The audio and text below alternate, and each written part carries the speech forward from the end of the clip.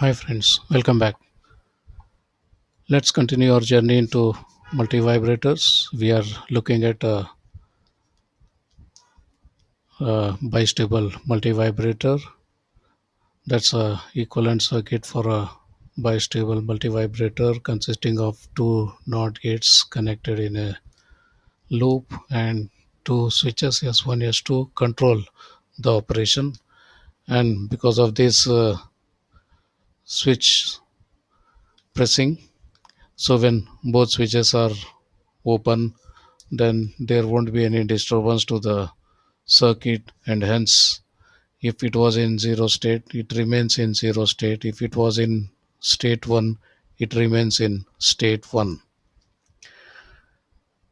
The switch S1 acts as a reset switch, S2 acts as a set switch if this is taken as output. So to ensure that it remains in state 0, then either both switches are open, or you can make sure S1 is closed, but make sure that S2 is open so it remains in this state, or it can be both 0 to remain in state 1, or you can continue setting it so it keeps in this state.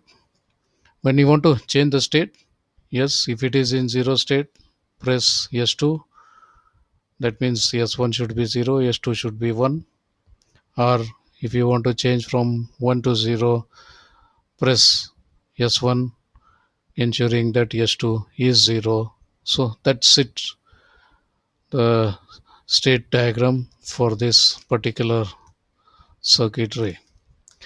And make sure that 1 that is pressing both switches don't make any sense in this case. If both switches are pressed, then x1 is 0, x2 is 0, therefore y1 will be 1, y2 will be 1, and hence it doesn't make any sense because we are expecting y1 to be complement of y2, and in this case it's not possible. That's one issue. And second issue is x2 is 0 because s2 is pressed, and y1 wants to become 1 because s1 is pressed. So this is going to be high, this is connected directly to ground, and hence large current will flow and this will get damaged. Same thing happens with this. So when both switches are pressed, definitely both the inverters are going to be damaged. Okay, so it is similar to a simple switch we used for controlling a lamp or fan on off switch. So this is similar to our on off switch. Okay, as long as this switch is connected with light or fan or any such load, there won't be any problem. Just confusion is, so what would happen if such a switch is used with your doorbell? Yeah, you heard it correct. What would happen if such a switch is connected with your doorbell, and make sure that some neighboring boy is mischievous and he just comes in and switches on the doorbell switch and runs away?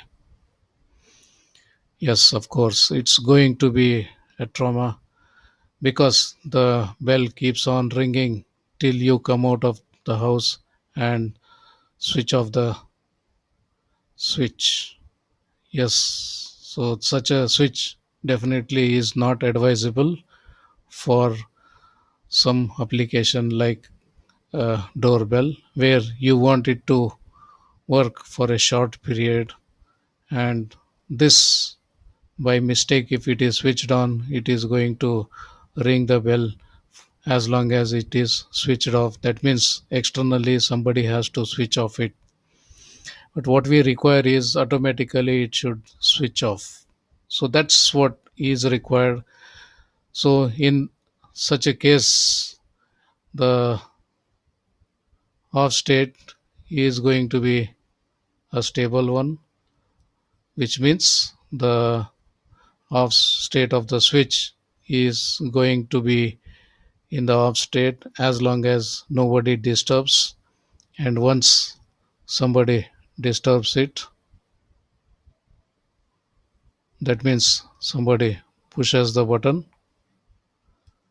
then it goes into on state.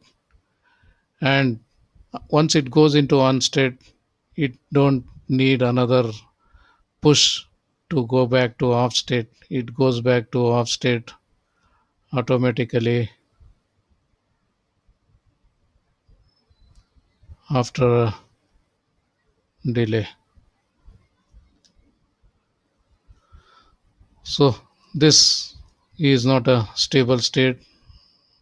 Not even you can call it a unstable state, because unstable means something to do with the one which disobeys the Kirchhoff's laws and all. Yes, our circuit is still obeying Kirchhoff law, but the only thing is it's not going to remain in this state forever, and hence we need some other name. So the another name we got it is a quasi-stable state.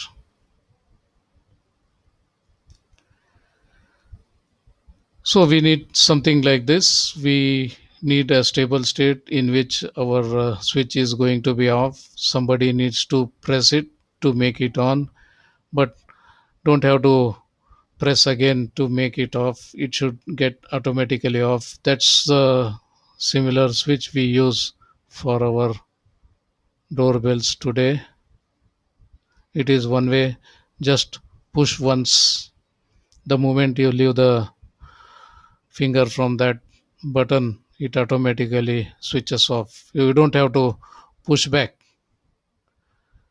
to make it off. So, such a thing is required where one state should be stable, other state should not be stable, and hence we need another version of multi vibrator where only one stable state should be there, and hence we call it mono stable multi vibrator